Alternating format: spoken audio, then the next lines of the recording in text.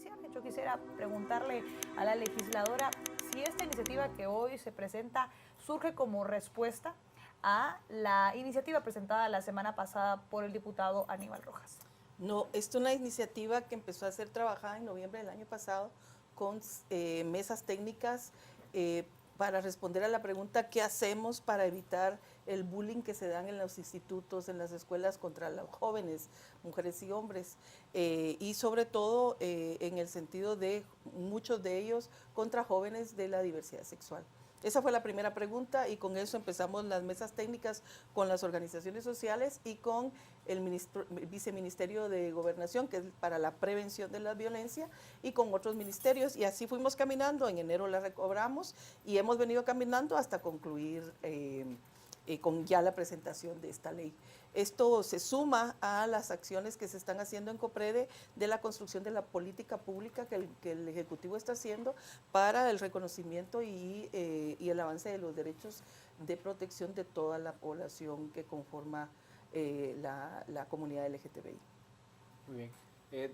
Parte de la propuesta, solo para entender claro el alcance de la misma, es ampliar el tipo penal de discriminación hacia conductas o expresiones que incluyan la diversidad sexual, ¿es correcto?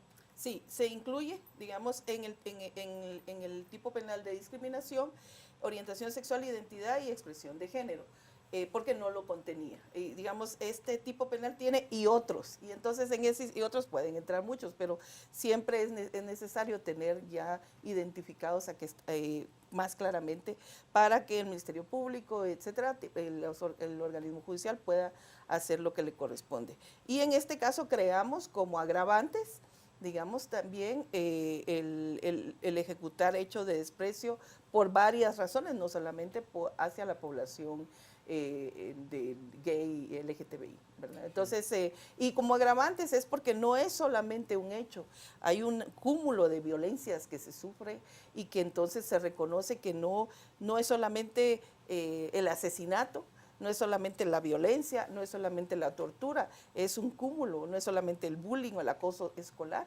es un cúmulo de violencias que hoy en este momento no están reconocidas y que lamentablemente sufren las personas por el hecho de ser quien son. Licenciada Guerra, ¿cómo reciben ustedes como parte de la Asociación La Familia Importa esta iniciativa que ha sido presentada en este día por la diputada Morán? ¿Están a favor o consideran que es innecesario pues hacer esa especificación en el Código Penal? Bueno, buenas noches, gracias por la invitación. Sí, en principio, pues digamos, desde la asociación nuestra postura siempre ha sido la defensa de la institucionalidad, ¿verdad?, de todo nuestro sistema legal y la defensa de la familia, pues como la célula básica de la sociedad, así como está reconocida en nuestras leyes.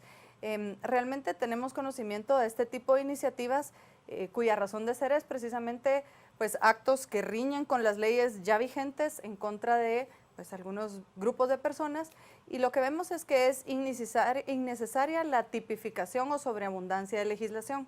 La ley por naturaleza no debe ser casuística y vemos que lo que hay es, digamos, un problema o un peligro de llegar a implementar o implantar ciertos conceptos que vayan avanzando realmente más bien en una agenda ideológica que en una protección efectiva de las personas. Las leyes vigentes al momento actual ya protegen a las personas independientemente de su orientación sexual, condición religiosa, económica, social, lo que sea, ya las protegen en la normativa amplia que tenemos. Sin embargo, estas leyes no se aplican. Entonces, la sobretipificación o el sobreabundancia de normativas de agravantes no van a hacer que nuestras instituciones sean más efectivas y que nuestras actitudes de persona cambien. O sea, estos cambios son de otro nivel, son de otro orden que no es necesariamente legislativo. Las iniciativas son nobles por los fines que persiguen, pero no necesariamente una ley logra cambiar una realidad social. Porque ahora mismo la propuesta consiste en penalizar todas aquellas expresiones o manifestaciones verbales contra personas de la diversidad sexual, ¿no? ¿Atiende alguna circunstancia especial? Es decir, ¿se quiere evitar crímenes posteriores? ¿O cuál es la motivación para plantear concretamente esta no solamente lo verbal, y eso es el hecho. Primero, la motivación es que yo conozco las diversas violencias que la comunidad ha sufrido y que sigue sufriendo y que en primer lugar hay que ponerlo sobre la mesa porque es algo que no se conoce, no tenemos estadísticas porque no hay necesariamente denuncias. Entonces hay una realidad, una cruda realidad que hay que poner sobre la mesa y hay que visibilizarla. No podemos permitir ningún tipo de violencia, nada.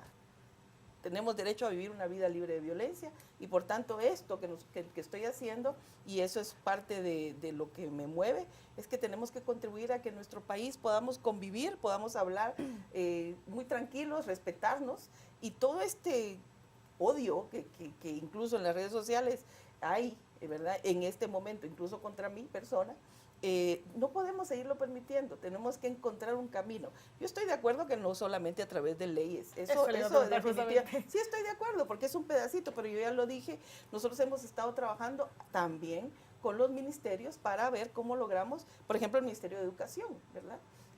Por ejemplo, siempre insistimos en la educación, pero por ejemplo,